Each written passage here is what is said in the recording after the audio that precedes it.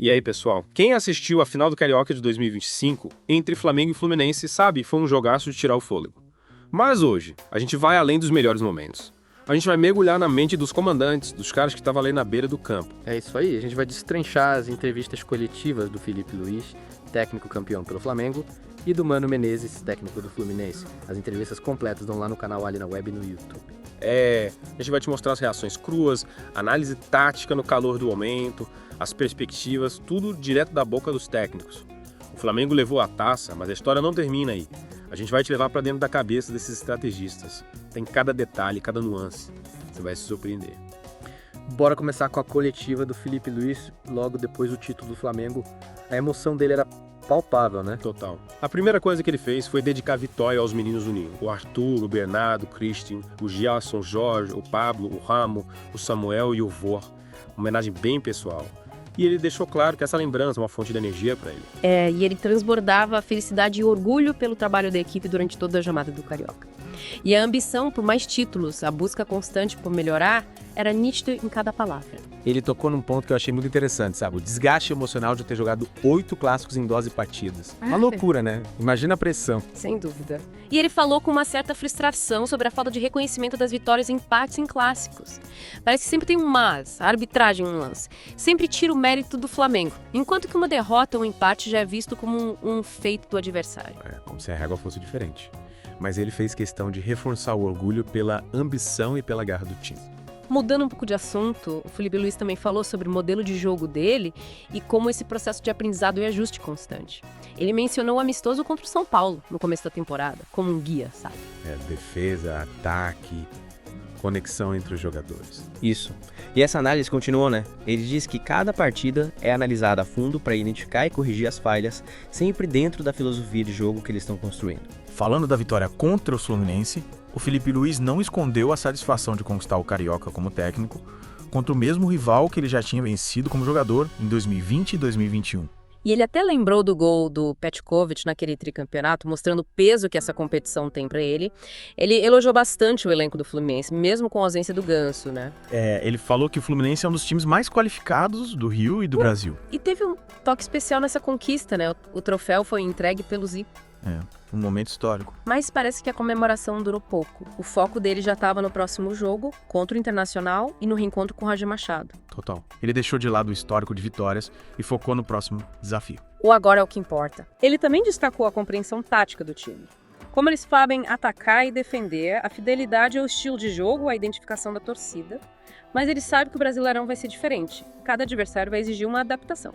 E aí veio a confirmação. O Brasileirão é a prioridade. Ele não subestimou a dificuldade do campeonato, né? Falou da maratona de jogos, dos riscos de lesão, do fortalecimento dos adversários. Palmeiras, Atlético Mineiro, Cruzeiro, São Paulo. Ter um elenco forte é só o começo, né? A consciência é que vai definir o campeão. Falando em elenco forte, a torcida do Flamengo vibrou com a renovação do Pulgar. O Felipe Luiz rasgou elogios ao volante, assim como ao De La Cruz. Falou que a atuação dos dois na final foi absurda. Ele foi além. Disse que o Pulgar tem capacidade para jogar no Barcelona. Destacou a antecipação, a cobertura de espaço, a qualidade de nível mundial. A felicidade pela permanência do Pulgar era visível. E ele agradeceu ao clube pelo esforço na renovação, por essa blindagem do elenco, que cria um ambiente bom para os jogadores, né? E teve a volta do Michael, que se recuperou rápido e ainda jogou uns 30 minutos na final. Sobre as polêmicas de arbitragem, o Felipe Luiz foi bem claro. Ele só reclama de infrações claras ou de ser tipo jogador simulando lesão para parar o jogo. Ele até ensinou que as reclamações de outros clubes podem ser uma forma de desviar o foco do jogo e do mérito do Flamengo. E diz que aceita as decisões do árbitro, mesmo quando discorda. E ele defende o uso mínimo do VAR. A decisão em campo deve prevalecer, a menos que haja um erro claro. E sobre o futuro? Perguntaram sobre as ambições dele como técnico. A resposta dele foi direta. O foco é vencer o próximo jogo contra o Internacional. Ele reconhece a dificuldade de chegar onde chegou, mas a vitória é o que o mantém no cargo. Nada de seleção ou Europa por enquanto. Finalizando, ele comentou sobre o desempenho individual de alguns jogadores. Falou que cada um vai ter seu momento de brilho e o trabalho dele é criar oportunidades. Sobre o Arrascaeta, ele lembrou que todo mundo já viu o auge do uruguaio, né? E ele disse que o Arrascaeta fez uma ótima partida na final, talvez a melhor do ano. E ainda atribuiu isso à capacidade dos grandes jogadores de brilhar em momentos decisivos. Ele espera ver mais desse Arrascaeta no Prime daqui pra frente. Ele também elogiou a conexão entre o Arrascaeta e o De La Cruz dentro e fora de campo. E esclareceu que o Arrascaeta não jogou como falso 9. Agora, vamos pro outro lado da história. A coletiva do Mano Menezes, técnico do Fluminense, após a derrota na final. O clima era de decepção, né? Ele reconheceu a frustração da derrota, especialmente por ser uma final. Elogiou o elenco do Flamengo, com vários jogadores de seleção, o que já mostrava o tamanho do desafio. Ele avaliou que o desempenho do Fluminense no primeiro jogo da final foi abaixo do esperado e que o primeiro tempo dessa partida também deixou a desejar, principalmente pela dificuldade de sair da pressão imposta pelo Flamengo. Apesar disso, ele viu uma melhora no segundo tempo, mas não suficiente para reverter a vantagem do Flamengo. Ele acredita que o time cresceu durante a competição, diminuindo a distância para o rival. Ele destacou o potencial de crescimento, baseado no comprometimento dos jogadores. O clima no vestiário era de tristeza, mas com a sensação de crescer um grupo forte, um time com um potencial. O Mano também falou das decisões que tomou na escalação e nas táticas. Explicou as mudanças, como a entrada do Samuel na lateral, o Hugo no banco, o René no lugar do Fuentes, o Lima no meio campo, o Arias voltando para a ponta. Ele admitiu que é mais fácil questionar depois do jogo, mas justificou a escolha do meio campo pela segurança que eles já tinham demonstrado. Importante para a estratégia inicial de não tomar gol. A segunda parte da estratégia era ser mais ofensivo no segundo tempo, que eles tentaram fazer depois do 0-0 no intervalo. A ideia de colocar o Arias na ponta era para dar mais liberdade para ele, escapar da marcação dos volantes do Flamengo. Ele viu o Arias como a principal válvula de escape do time no primeiro tempo. A entrada do Riquelme no segundo tempo já estava planejada. A ideia é ir colocando o garoto aos poucos em jogos mais difíceis. A substituição do Otávio, que já tinha amarelo, pelo Hércules, foi feita porque ele acreditava que o Hércules conseguiria fazer a transição da bola para o ataque melhor. Ele achou que o Arias participou mais no segundo tempo, mas o jogo continuou difícil, com o Flamengo explorando os erros e a desorganização do Fluminense. Ele falou da dificuldade de pressionar a saída de bola do Flamengo.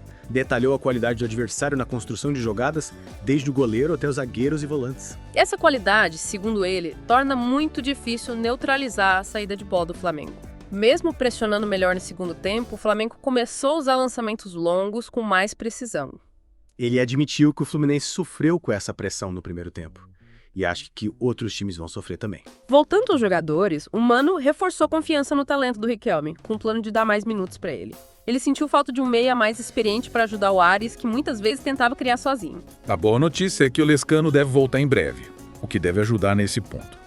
O foco agora é desenvolver o potencial do elenco, com muitos jovens e jogadores que chegaram recentemente. Sobre o meio-campo do Fluminense, o Mano discordou da ideia de que eles estavam encaixotados, mas reconheceu as dificuldades na construção de jogadas. Ele explicou que o Flamengo usa gatilhos de pressão, ações do time com a bola que indicam o momento certo para pressionar. O Fluminense, sem querer, facilitou a pressão do Flamengo com passes laterais, o que acionava o sistema defensivo adversário. No segundo tempo, a saída de bola melhorou. A bola chegava ao meio-campo com mais espaço, o que facilitou a criação. No fim, ele comentou sobre a entrada do Everaldo para aproveitar as bolas aéreas.